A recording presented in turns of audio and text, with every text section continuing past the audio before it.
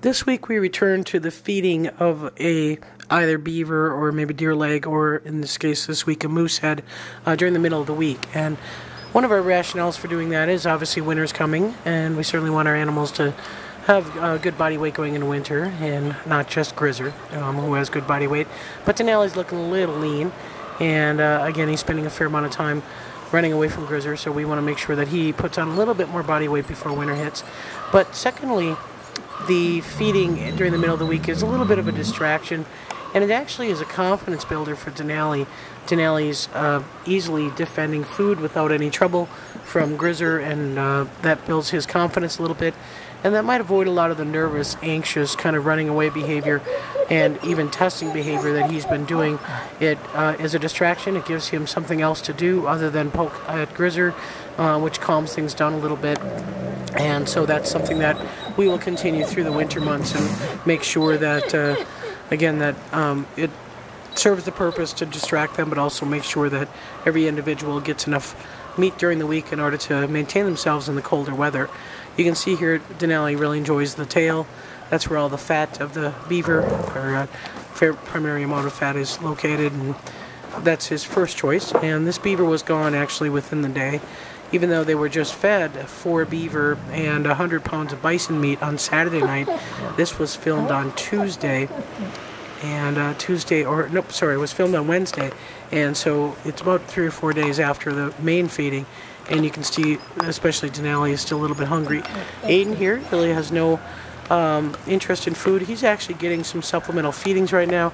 You'll notice when he turns, he's got a little bite wound on his right front leg. Last week we talked about he's getting his leg caught in a rock and having some anti-inflammatories for his back left leg. Now you can see he's easily moving his left leg, but now he's got a puncture wound on the front right leg, most likely caused by Maya. And so we are actually treating that one for with antibiotics, because it is a puncture, and there was a little bit of fluid buildup, and certainly a little concern with a puncture. When you have a bite wound that goes inwards like a puncture, tends to get more infected than a scrape or a tear or other kind of bite wounds.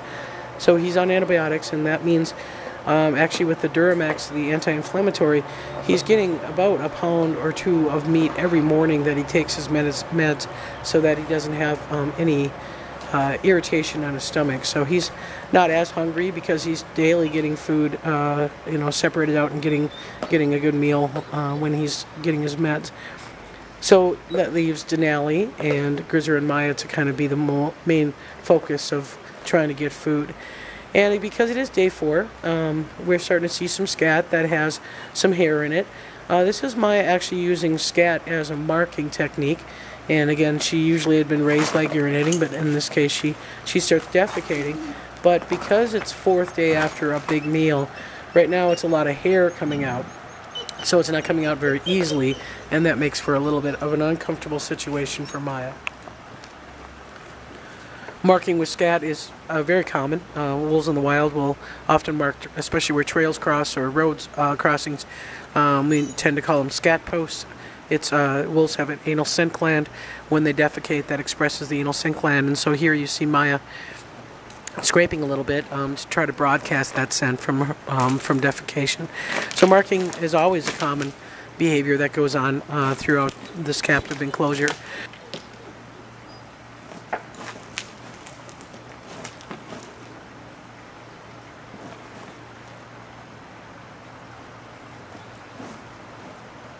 The moose head is not as popular as the beaver. It's a lot of skeletal structure. It's very not as easy and as fleshy of meat to be able to consume, and so they actually don't eat nearly as much off the moose head. But again, it is a good distraction. The ravens certainly enjoy it. You can see a fair amount of neck meat there. That's Denali's going to get into, very red neck meat, and he will chew a little bit on it, but it really is the beaver that they prefer more often than not. And so again, we just fed this on a Wednesday, kept them occupied for several hours, and when the wolves are occupied, they have a tendency not to be as focused on each other or as focused on weaknesses like we're seeing with Aiden. Again, Aiden's got a couple of injuries that made him weak and that made him a target. But you can see here he's tail wagging, he's interacting He has no problem with the pack socially. It's just when Maya gets a little bit directed in her dominance, and he tends to be the focus because he's the lowest ranking wolf. You'll see Grizzer approach Maya, and Maya and Grizzer have no problem interacting with each other over food. And that seems to be very typical of litter mates as well. Denali and Aiden have the same kind of issues. So back in the retired pack, we thought we'd take some footage of what Shadow's been up to. Shadow appears to be digging a den hole underneath the roots of a big white pine tree.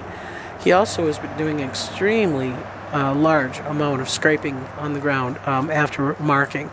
And today's footage live from the enclosure was very difficult. They were very, very intrigued and wanted to interact with the camera and get to the point where they're in the camera's face for a majority of the filming. So it was very difficult to really get some action shots because the camera was the action. You will see Malik's wound, his not really a wound, but his abscess tooth is really drying up. There's some black necrotic tissue there, but it is dry and the swelling's gone down. We did extend his antibiotics so that he has a longer period of time that he's on a dose of antibiotics, but it's certainly healing better than we thought last week, and so we're very happy with that. Doesn't look like we'll have to have any follow-up surgery. He will be on antibiotics again for another 7 days and make sure that it is healed. We increased him to 3 times a day instead of twice a day to make sure that again we were hitting it pretty hard and trying to make sure that that infection was under control. And like I say, that black necrotic tissue is just kind of dried. It's a dried scab. Malik's not the easiest animal to work with from the standpoint of cleaning wounds like Shadow is. Shadow is a little bit easier, certainly not as easy as the younger ones. Older animals have a tendency to want to be less tolerant of handling. You know, the older you get, the more stubborn you are, and the more you've been around the block, and you really don't have to take it from humans. So that's how we are dealing with Malik and Shadow, and so we do have some opportunities. There are certain staff that are better at others at trying to treat Malik, but it's been one of those kind of struggles. We would like to just get a big old paper towel, wipe that down, try to get that necrotic tissue off of there, but again, he's reluctant about it, and as long as he's healthy, we're not going to force him. Certainly not going to make him submit so that we can take care of him. The stress of making him submit is going to be more problematic. Shadow's doing extremely well, and we are going to look at some footage here of just them interacting.